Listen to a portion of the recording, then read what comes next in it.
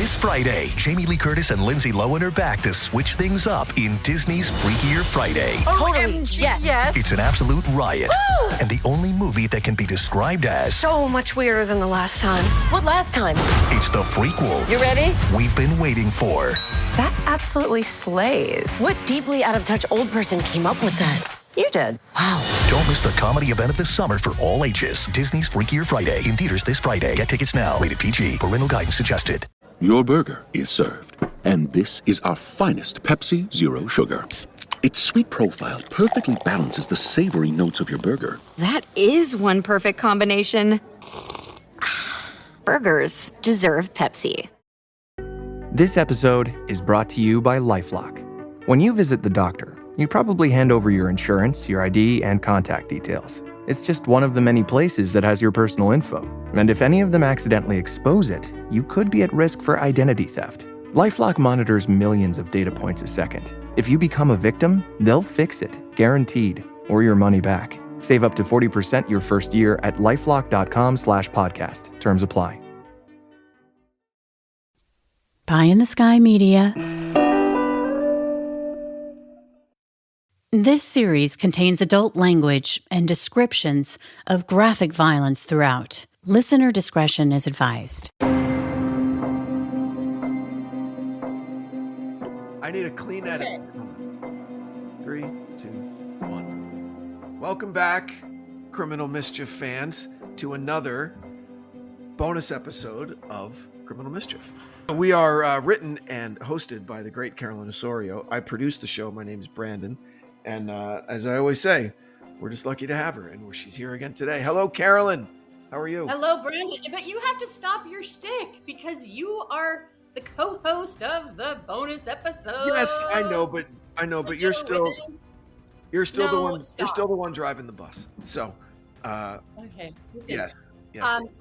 We in our pregame, I just had like one of those moments of like, when you have those moments of happiness, like it's just like a little thing inside of you that's like so happy, right? I went for a hike and there's this mountain that I go, and it's not a mountain. It's like basically 20 minutes up, but it's all uphill, right? And then you can't cheat. You have to get up there, right? Mm-hmm. So I pull up and I'm sitting here blasting, that song Return of the Mac. Mm-hmm. Return of the Mac. Okay, so I pull up blasting it. I've got to set the stage. And there's like all these seniors and they're about ready to like hit the trails, right? And so I get out because I'm like, oh my gosh, I gotta hurry. I gotta get ahead of them, right? So I go up to the top and I come back down. And as I'm coming back down, there's all these slippery like leaves that are wet. And I'm thinking, I need to make sure to tell these seniors, these women that are coming up, how slippery the wet leaves are, because I'm starting to worry about them, right? So I come down and then they're all climbing up in a row, and I go to the side and they are like boss seniors. I mean, they are like, they got their sticks and they are like fully geared out, and like REI, like ultra, like we know what the fuck we're doing. And they're all in a row and they're like, thank you. And I'm like, thank you. And I'm like, and they were all super fit and trim and like going up the mountain.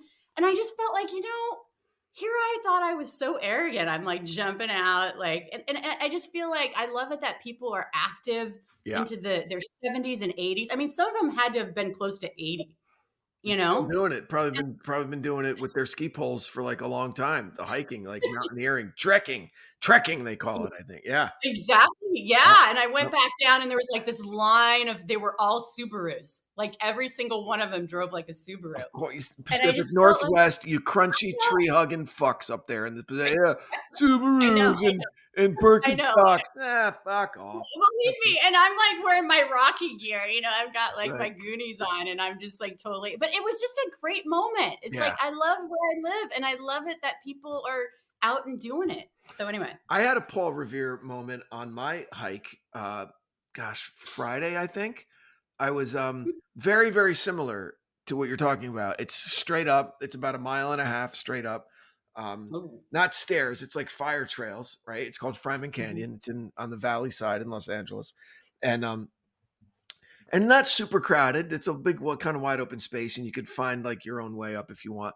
But then on the way down, I stay on the main fire trail because I like running, and it's smoother. And so I'm coming down, and it's up there. It's in like the hills of California, a lot of like sagebrush and chaparral or whatever the fuck they call it, and trees and stuff. And you see rabbits, and you see birds and hawks and lizards and shit. And I'm coming around this corner, and a lot of people walk their dogs there. Okay. And I come around this bend, and I see a dog alone, like in the middle of the trail. And I went, oh, that's weird. What's that dog doing? And then I stop because it's a coyote. Okay. And the coyote's out. The coyote's fucking hunting. Right. And he's looking for someone with a little dog off leash, because some people walk their dogs off leash, and it sees me and it freezes. And we like lock eyes. I'm like, oh, I know you're a fucking bad guy. Right. And the coyote kind of like runs away a little bit. Because I know you're a bad guy too. Like it was a moment like game recognized game. Yeah, fuck, I see you, motherfucker. And so he like doesn't run. He's kind of brave, but he like kind of backs up off the trail and goes down the hill a little bit. And then I just see him just his eyes above the trail. Like he's down there just below. I'm like, I still see you, dipshit. Right? I know what you're doing there. And so I like charge him. And he like goes down the hill a little bit more, but still doesn't leave. So he must smell. Like I'm like, he's got to smell something there, and I don't know what the hell it is, but he knows that something's coming. And so I start running, and then like 15, 20 yards later, there's another little bend, and here's a little off-leash Chihuahua who is just like a tater tot for this coyote. Okay, so I tell the girl, and the girl instantly thinks that I'm some LA douchebag trying to hit on her. So excuse me, and I motion to take her earplugs out, and she goes, "No thanks." I'm like, "No. Stop for a second." She goes, "What?" I'm like, "There's a fucking coyote 10 feet off the trail. It's going to eat your fucking dog." Okay. She goes, "Oh my God, thank you so much." And she picks the dog. I'm like, gosh, I should have just let her go, but it was a cool looking dog.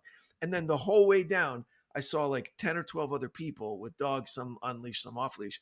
I'm like, hey, there's a coyote hunting on the right side of the trail. And everyone was like, all right, cool. And I felt great. I'm like, Brandon's the hero. Yeah, giving back. I'm giving back. Good job. Thank you so much. Thank you. Thank you. Thank you very much. Thank you very much. Yeah, I was waiting for that. All right. Well, Yeah. You know what? You're a hero, Brandon. You're a hero There are of the show. there are some horror stories, that make the news when a celebrity loses their dog. Like didn't like Jessica Simpson or someone like that, like a coyote came up and her dog was on leash, and the coyote still came up and just grabbed it and fucking took off. Yeah. We have coyotes in our neighborhood, and I can hear them, but they hide, they run, they don't like. I'm not doing that thing that you're doing, where it's like, I see you. Like my kids and I were driving just the other day. I'm like, hey, look, I think that's a coyote, and we all just looked from the car, and then it like saw us and it ran away. Like it's sad because if they're out like that and if they're brave like that, it's got to mean that they're hungry. If they're that brazen. But what's great about LA is that we have these mountain lions and stuff, and there was that one that got national attention, I think numbered like P41 or P44 or something, that lived like 20 years and had to cross the 405 freeway or like the 170 freeway or whatever, like a lot.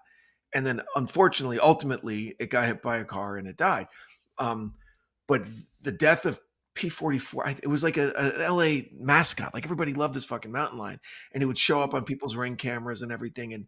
And so that prompted this huge humanitarian effort to save future mountain lions or coyotes or any kind of not migratory, but animals whose habitat is in this urban environment with these massive freeways.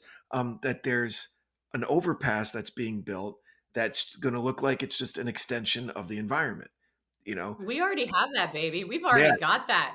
I know, and we don't here, and we don't. Amazing! It's a huge thing, and it's like every time I drive by it, I'm like, which I don't do often, but there's a place that we go to called Suncadia that's out there. It's probably about like 70 minutes away from where we live, and it's like this was made just for the animals. Yeah, as it should. It's a massive structure.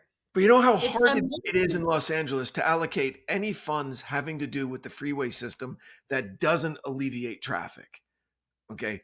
I know, that's what I'm saying. Right. And when people rejected it forever, but the groundswell of support and kind of sadness for this when this mountain lion died. We were like, all right, now's the time to push this legislation through, and it's happening.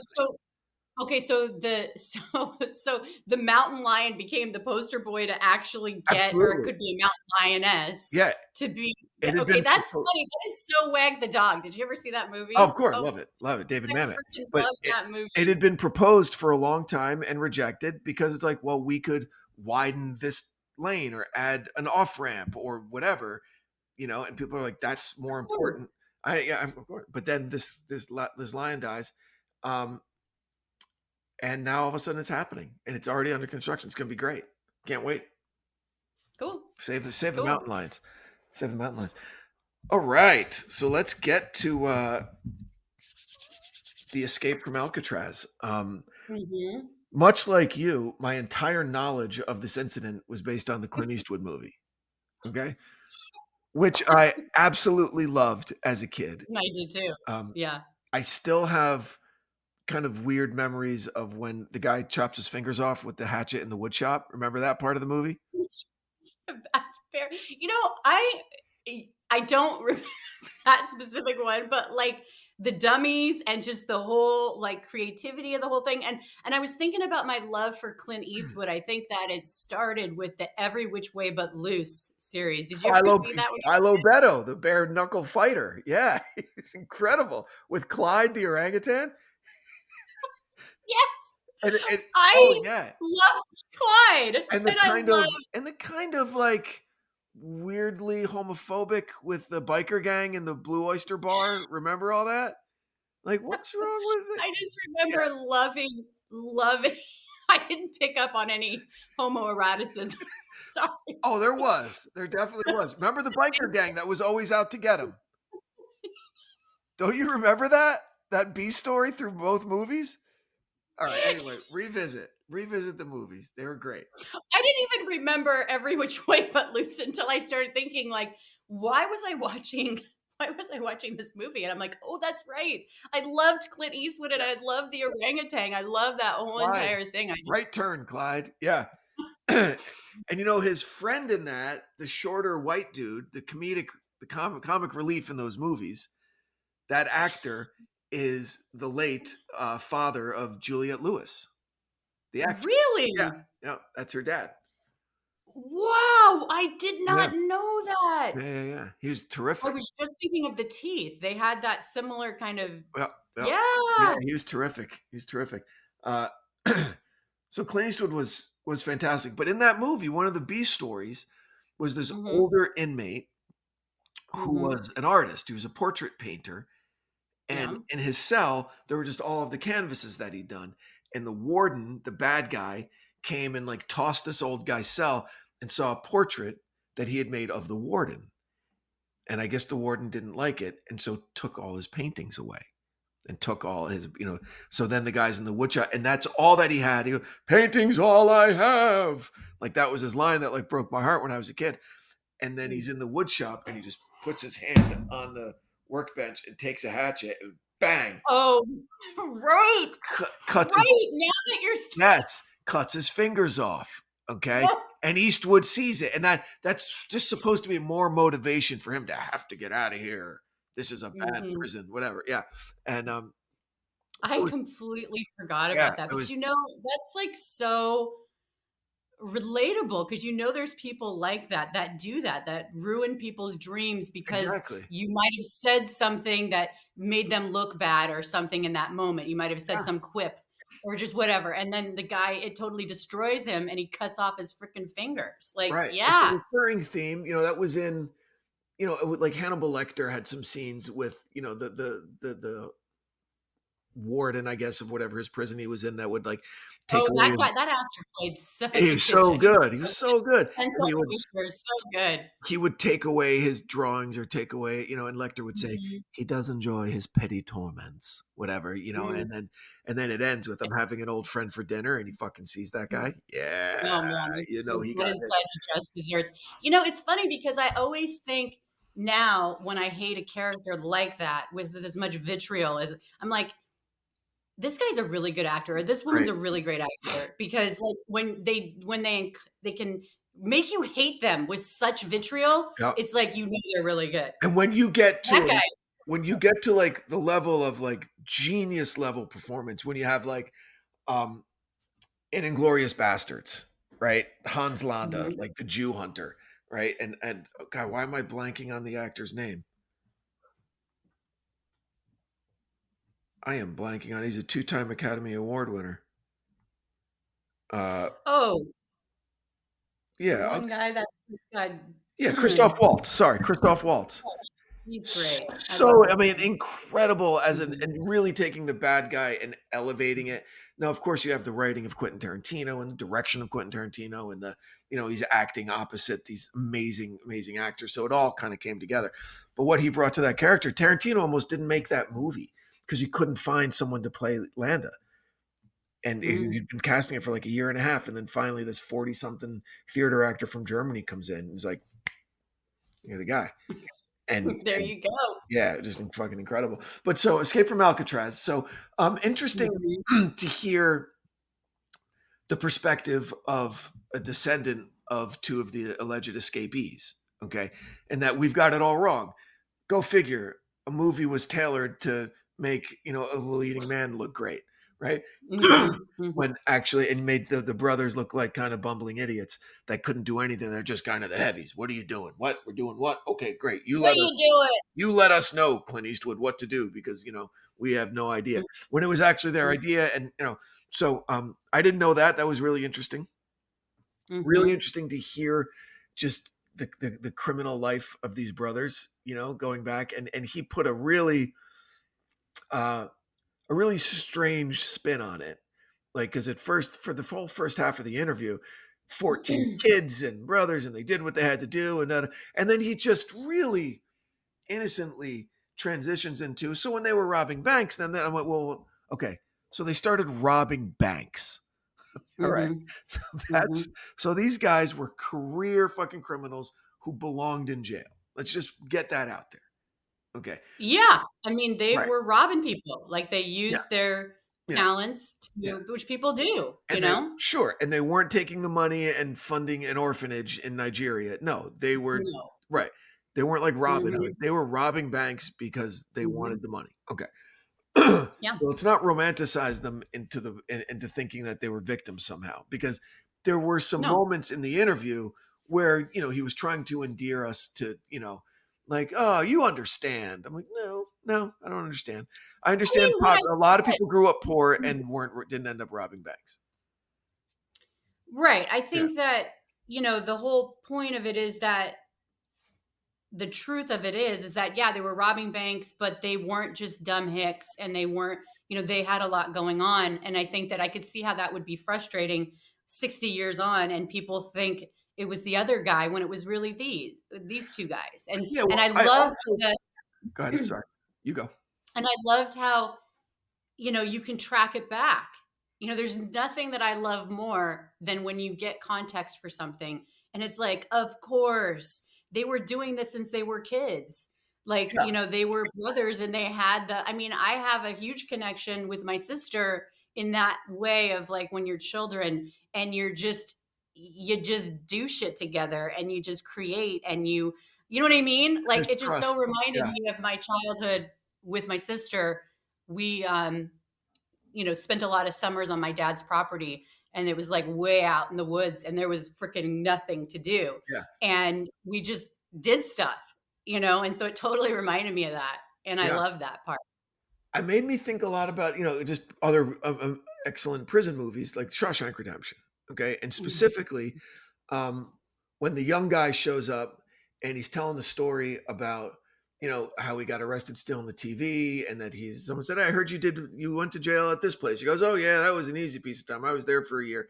And then Andy Dufresne says the obvious, says, maybe you should consider a different profession, because you don't seem to be very good at being a thief, because you've been in and out of jail your whole life. Okay. And so that made me question, remembering that, the assertion or the kind of hypothesis that these brothers were these criminal masterminds because they kept escaping from prison. No, they kept going to prison. So they obviously weren't really great at being thieves, because they kept getting caught. you know? Well, I think that you can sabotage yourself. I think that like Yeah, just because they were you sabotage yourself by keep engaging in criminal activity.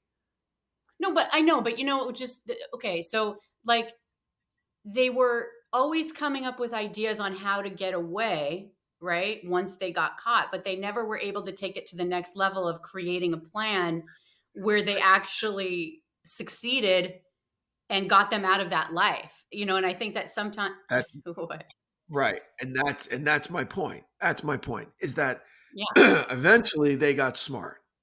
Eventually, Mhm. if we believe that yes, they escaped and they made it to Brazil. Okay. They Mhm. finally Mhm. had a come to Jesus moment with each other when they're like, all right, if we get out of this, we're going legit and we're going to be fucking farmers and that we're not breaking the law anymore. And they stuck to it. See, I If don't all of this is true, that must have yeah, happened. I don't think that they went legit in the way that you think they do because he said my brothers were running drugs. Like they were not, they were career criminals. So that's what makes it hard to try to figure out because usually when you're criminals and you get caught, that's the first leverage that you use is to be like, "Hey, I got a story to tell you." If you Right. want to But take some didn't time. they, but was the drug, excuse me, was the drug running allegedly after they had escaped? Yes, I think they were somehow, and then this is where this guy was like a horrible tease, like throughout the Yeah. entire thing. So I Yeah. don't know, we're gonna have to read the book to figure out exactly. But I feel like when they were in Brazil, they probably had a farm and they probably still did some criminal activity stuff. But Mm. I don't know, That would just surprise me. based on.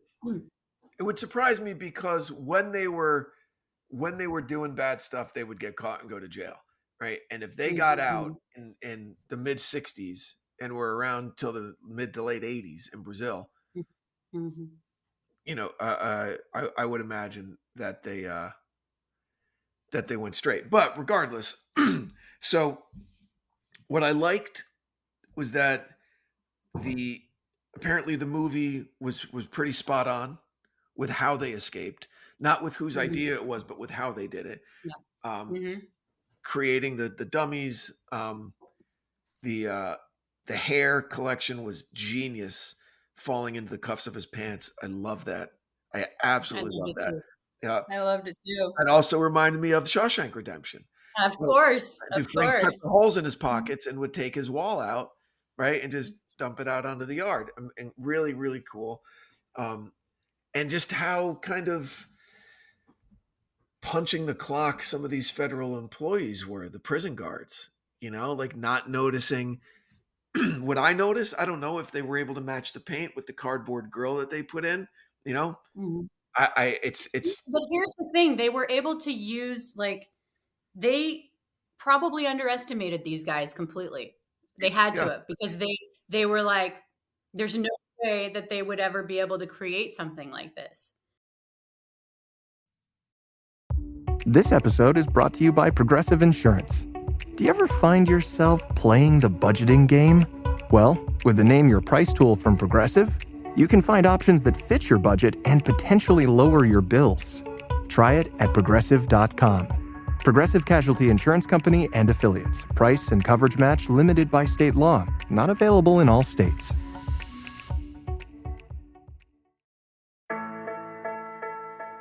Hi, I'm Cyndi Lauper. My scalp was covered with psoriasis, which could lead to psoriatic arthritis. But Cosentyx treats both. Cosentyx secukinumab is prescribed for adults with moderate to severe plaque psoriasis 300 milligram dose and adults with active psoriatic arthritis 150 milligram dose. Don't use if you're allergic to Cosentyx. Before starting, get checked for tuberculosis.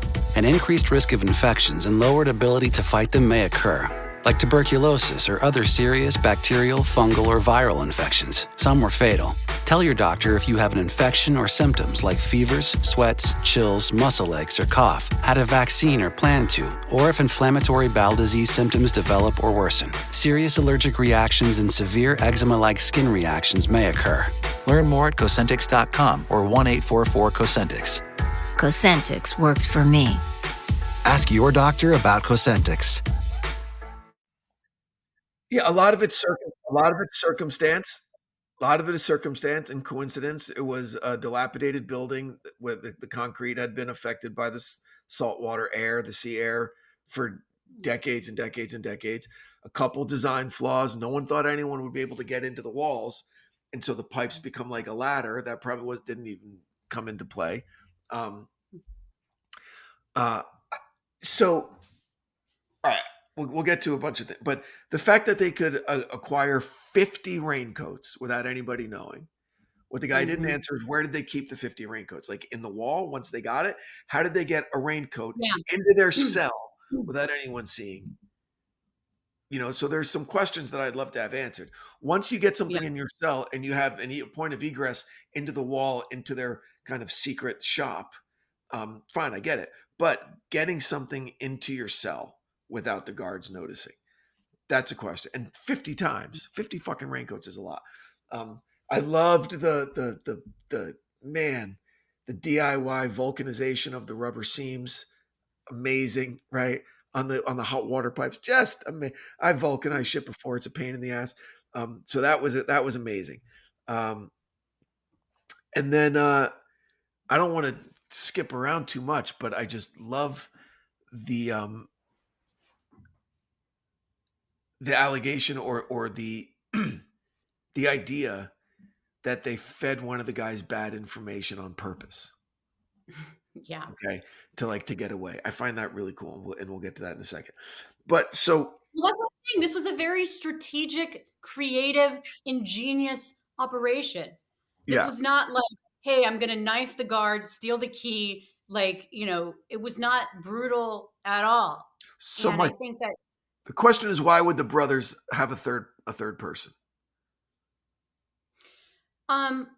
Well, I think he did bring something to the table of being, IQ of 133 is not something to, poke a stick at or whatever that saying is. But I think that they knew him. He had a history of escaping too. They were probably like, yo, brothers, hey, right. The question would be is why they would need a fourth. Why this West guy sounded like just a piece of garbage. Like, what was he bringing to the table? So the fourth to the earlier point would be for misdirection, to leave him behind on purpose, feed him up, fill him up with bad information, and then not let him join you. Yeah. And I didn't think that. And hope that he'll have like some burning resentment and just want to sing like a fucking canary, and it'll all be bad information, which would be great. But I've been thinking about it since yesterday and trying to poke holes in this guy's story. And now, again, he wasn't fully forthcoming, and I get it. He's got a book to sell, and everyone should go read the book when it comes out. I'm going to get it. But he said, so what they told Wayne, the guy who was left behind, I think that was his name. Wes, thank you. Was that, all right, we're going to paddle to shore. We're going to steal a car and we're going to go to Canada. Okay, great. That's what they told him.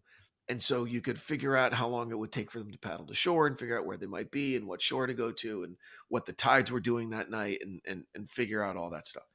But the reality of it was that they were going to hitch a ride on the last ferry and like kind of water ski behind the boat, right? Yeah. Is what they were going to do. Yeah. Now, it depends on what kind of boat it was. Because if I'm thinking if it's like a little just kind of open like motorboat. No, it wasn't like that. It was like a Staten Island ferry, like a big. Not that big. Not that big. No, in between. It was like way smaller than that. Just like it's not going to be that big because, there's not that many employees. But it's like, and I think that so like a little, see what I'm saying? If it's a little fishing boat, you'd see somebody hanging off the back of it. If it's a little outboard and you're sitting there, but you got to understand, it was dark. Yeah. It wasn't like a huge thing. It wasn't like the Staten Island ferry boat. It was like you'd feel the drag. If it's a smaller boat, you'd you'd think something was wrong. If you're the captain of the boat, you'd feel that drag is what I'm saying. If it gets to a point of where it's a small enough boat, you'd know something was wrong and you'd stop. I don't know enough about boating to know, but I was totally like, oh, I can totally picture it. That's exactly what they did. Because if you look at the oars that they had, they weren't big oars. Like the oars, it would make sense. Like they probably created the oars just to make it look like that they were going to oar across the bay. Right. When really it was like they were going to drag the whole time and then oar over to the boat or oar over to the island where they were going to get picked up by the boat. Yeah. Yeah. So, You know? all right. So let's assume that the boat was of a big enough size where the captain wouldn't notice the drag. Okay. Okay. And that they get there. Mm-hmm. Then what? They get where? They get to shore, where they get to the ferry dock. Okay. Yeah. So then that boat, that lone boat, took them into the sunset or sunrise or whatever time it was that they got on. Right. But when they get to shore, what's their plan? Their plan was to get the boat. And then where do they, and then take the boat somewhere? Steal the boat? And then the boat was supposed to be coordinated to pick them up. Right, to pick them up on Alcatraz. To pick them up either at the midway point, they drop off from the tugboat or whatever it was, the ferry boat, and then paddle over. But then if that's the case, and then another boat picks them up. Yeah, that the boat that was idling is the boat that picked them up. All right, and we don't know where that would take them. That was set up ahead of time, or well, yeah, it was supposedly, sent. They were going wherever they were going to go. Right. I mean, they just were free. Right. But that my state. What I'm saying is that basically they would still have to do something, steal a car, get clothes, like do whatever. It's not like those aspects of what they told Wes were completely off the table suddenly. Well, they wouldn't have to steal anything because presumably if the people were going to help them enough to bring a boat to pick them up, they would have stuff for them. They would be taking them to their next destination. And if their childhood friend who knew how to fly plane, who was a pilot, could fly them wherever they wanted to go, go to some small airstrip, hop on, they wouldn't need passports. They wouldn't need anything. Yeah. Oh, speaking of that audio recording, I if you didn't realize, it's not in the show. Yeah. Terrible. It sounded like a cat fight. It sounded like a low energy cat fight. Okay. I couldn't make out a single word of it. Not a single word. Okay. So yeah, that didn't end up in the show, but it cut very nicely. So yeah, man, I'm telling you, it's a great story. It's up there, for me anyway, it's up there with the DB Cooper case, like absolutely. Like we'll never know. I'm surprised they don't think that those. I'm surprised they don't think one of them is DB Cooper. Yeah, well, I mean, we'll never know what and I don't think, as much as I want to know, I think it's better if we don't. It's one of those enduring, like, American mysteries, I think I know. That's what I'm saying. I'm convinced they got away. Before, I didn't think they had, but I'm now convinced that they did.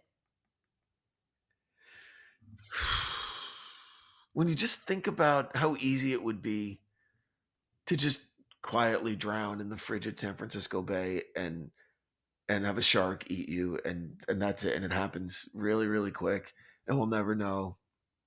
Right, but there was 3 of them. Yeah. Out of all the 3, they would have found at least one body. What if it sparked one of those National Geographic shark feeding frenzies that you see, where they just eat everything, including each other, and they're completely done? That's just the pessimist in you. You just don't. Why? I'm surprised you don't want to believe that they got away. I'm just thinking about what's most likely, right? So you don't think they survived? I don't. I don't think they survived. And here's why. I know a couple of people who have done the Alcatraz triathlon, okay? Where oh my gosh, there's something called an Alcatraz triathlon? Because where the swim part is San Francisco Bay, where you swim to the island and back, okay? Mm-hmm. And you have to train so long and wear a fucking wetsuit, because no matter what time of year it is, it's frigid. The water is absolutely freezing. And so for these three dudes who'd been in prison for a long time, not strong swimmers because they haven't been swimming ever in years, okay? Mm-hmm. They don't have wetsuits.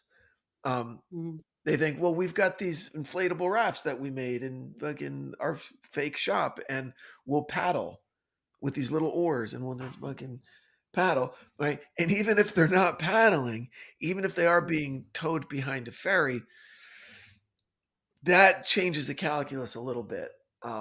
That would make it obviously much more likely that someone survived it. But then you're talking about people keeping secrets for a really long time, and three hardened criminals keeping their noses clean in the U.S. or somewhere else to the point where no one drops a dime on them, and not having any enemies out there or making new enemies where someone would turn them in, not pissing a woman off somewhere down the road, right? Not getting drunk and telling a story and having someone turn you in. I mean, to escape and to stay escaped. Mm-hmm. One thing that these U.S. Marshals will tell you is nearly impossible. We had that idiot over the summer in Pennsylvania, right, who was out for like 13 days. And they're like, it's a matter of fucking time. I mean, we're going to get him. And they did. So, right. But here's the where I'm going to push back on this a little bit, because I think that if it was today's time, they wouldn't have been able to keep their mouth shut. They wouldn't, their social media, facial recognition software, all of that stuff. Right. This is back in the early 60s. And you had almost an entire prison of prisoners who knew that it was happening, and they all kept their mouths shut. That social aspect of things, that social experiment, little civil disobedience, was really, really interesting. That they wanted this escape to happen in order to have the prison closed down so they can get better legal representation. That and worked. That sounds like a movie, right? Like fucking right there. Absolutely. Yeah. Okay. So you have that. So it kind of flies in the face, this idea, because normally I would completely agree with you that people can't keep their mouth shut. But you've got two of the three are brothers who are such tight brothers. Yeah, they're two. They're solid. They are solid. They are not flipping on each other. With that hillbilly, that hillbilly omerta, right? Like we keep our fucking mouths shut and blah blah blah blah blah blah. 100%. Well, you know what? Totally, yes. The family was like that. Even when they got the photos, do you think for a second they called anybody? They're like keeping it close in the family. Absolutely. Because we want to make sure that our kin don't get caught. Kin. I mean.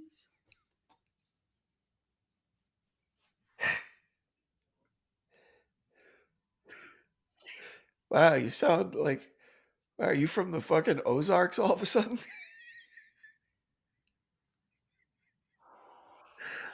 You just said the words, make sure our kin don't get caught.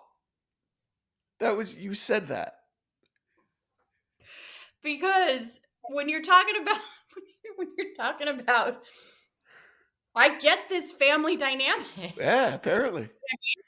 I mean, hey, when it comes to my clan, like you're going to do anything for your family. You know what I mean? Well, here's what's weird. Here's what's interesting. That made me, again, bank robberies. So, graduated high school in early 90s. Okay. 91, Point Break comes out. Classic of American cinema. Heist movie. It's amazing. If you haven't seen it, go watch it. And two kids that I went to high school with.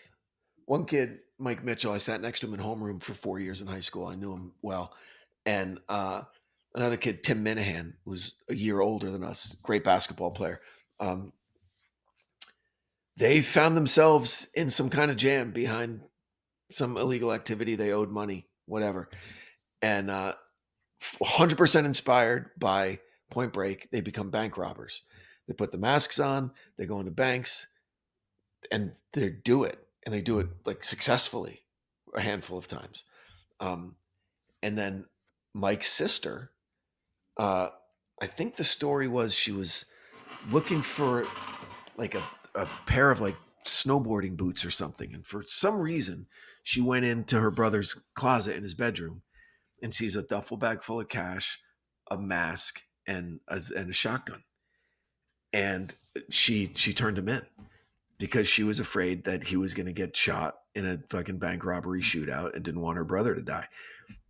And she turned him in, and they got popped for robbing federal banks and making terrorist threats, because they'd say like, move and I'll blow your fucking head off.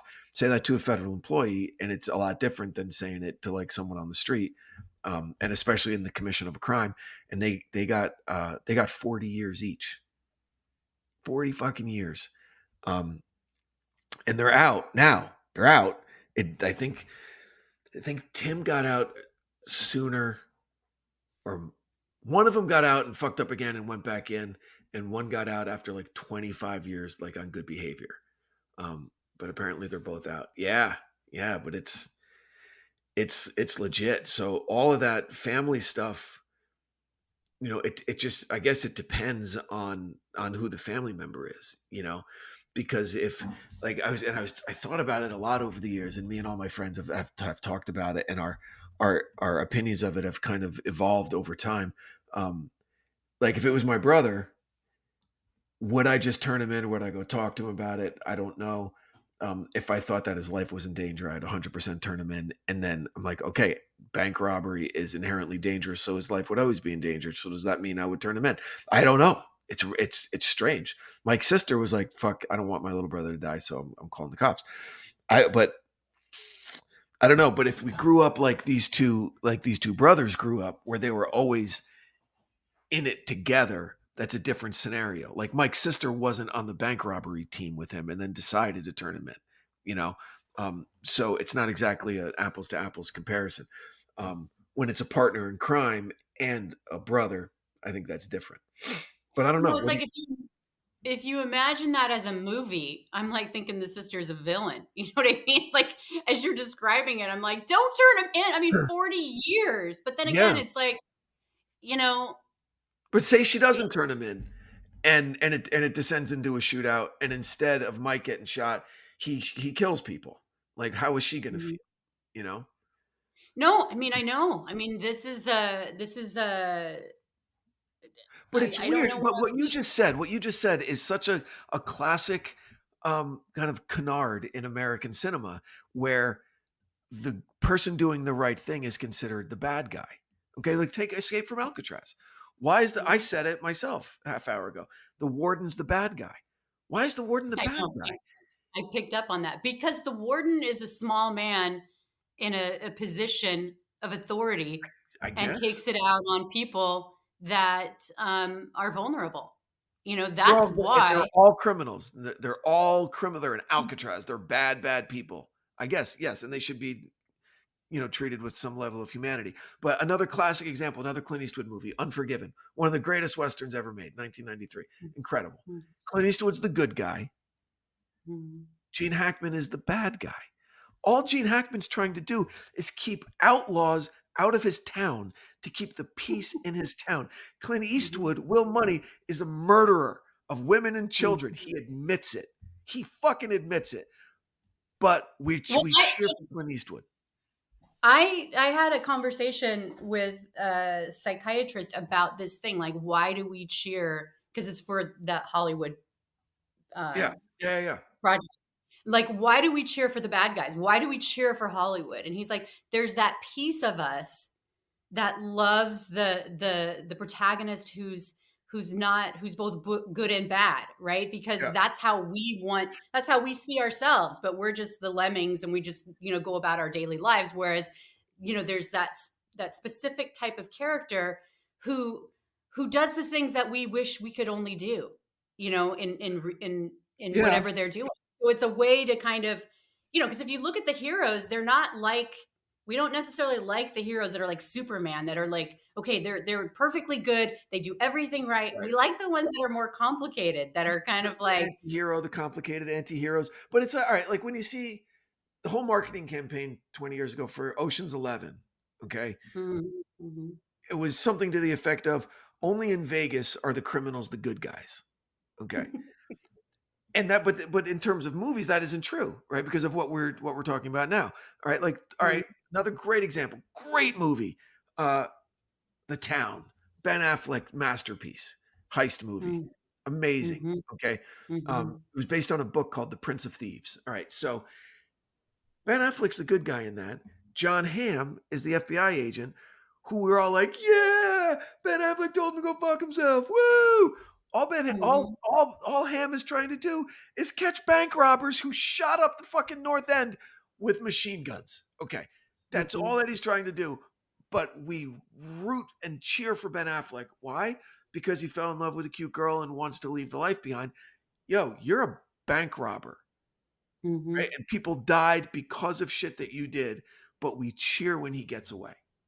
I know, because it's that part of us that want to live that vicariously through this character. It's exciting. It's like, I mean, I think that especially if there's like economic pressures happening, we like for Bonnie and Clyde, I think like, during the Depression when that whole thing, people were Dillinger, rooting for them. great one. And it's like, because there's a mistrust of the government, there's a mistrust of authority. Yep. There's, so it makes perfect sense to me, but it's like, it makes sense emotionally, but at the end of the day, in a real world scenario, okay, I want the cops catching the bad guys.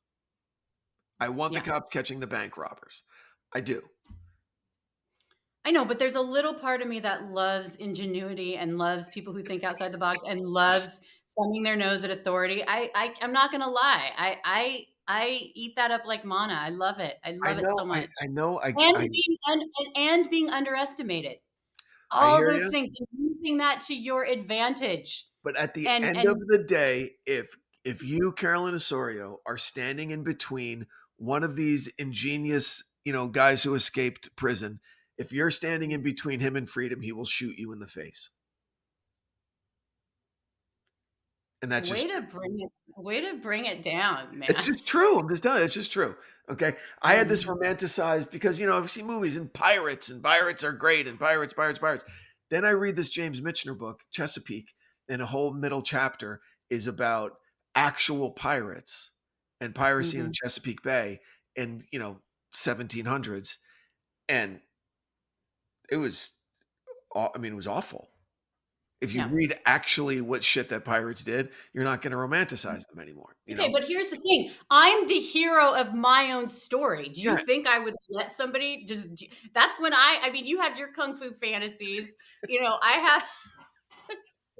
I'm just saying, you can praise the ingenuity of smart criminals, but at the end of the day, they're criminals and they will do what they have to do to escape. So you can't say, oh my God, I'm a big fan of it. Bang, you're shot. Okay, wait a second. Right. Wait a second. That's you not can't what I would do. Okay, that is not what I would be doing. You don't even know the skills that I have. You don't even know the skills that I have, Brandon. That is You'd be not sitting there fangirling over an ingenious bank robber, okay? And then you take a round in the gut and you're like, oh my God, but I'm a fan. No, I'm on your side. I'm going to do a podcast about you.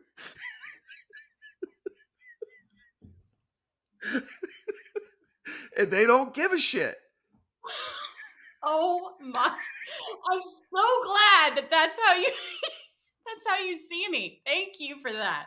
Wow. It'll cold reality. I am so not indulging you in your fantasies any longer. Reality, okay? Reality. Okay. All right. Well, this marks a really interesting evolution in Criminal Mischief, where this was about a bank robbery and not about a terrible, vicious murder that makes me sad. So I like expanding the content here. Well done. I want more of this. So hopefully we'll get more out of it. If you enjoyed this, please go over to Apple Podcasts and rate and review the show. Maybe share with your friends. That would help us out a ton. And also please consider supporting the great companies that support our show, because without them and without you, it would just be Carolyn and I breaking each other's balls. So thank you, as always, for joining us here on Criminal Mischief. I am the producer of the show and apparently, according to Carolyn, the co-host of the bonus content. So I can claim that moniker now. And for Carolyn Osorio, anything you'd like to add? Nope. Great. Well, thank you very much for the episode. And want to tease anything for next week? I will tease. One of the stories that I want to work on is this whole idea of the Munchausen proxy. Are you familiar with that? And Munchausen by proxy syndrome. Yeah. Yeah. And the Gypsy That's Rose. sick. I know. And I've honestly, like, usually stories like that I stay away from because it's just, again, like, the betrayal of parents with children is just so gosh. Yeah. But I think I'm wading into that. Remember that bee story in The Sixth Sense? There was a part of that woman that kept her daughter sick by poisoning her food when she was already sick because she liked the attention and she wanted the sympathy from people. Oh, you have a sick daughter. Oh, brutal. Yeah. Oh gosh. Well, all right, great. Don't make me sad. Make it exciting. Make it about a bank robber that you can fangirl over. I'm still shot in the gut here. I'm still recovering. I'm recovering from my wound. Well, now at least you know. That criminals won't give a shit if you're a fan or not when they're trying to make a getaway. Okay, so keep that in mind. I get it. I'm like a non-playing character that's gonna get like whacked. Yeah, keep it in mind. All right. Well, until next week, Nation. Thank you for joining us, and please stay safe out there. From Cloud 10, Criminal Mischief is a pie-in-the-sky production recorded in the beautiful Pacific Northwest. We're produced by Brandon Morgan and myself. Music by Soundstripe. I'm Carolyn Osorio, your writer and host.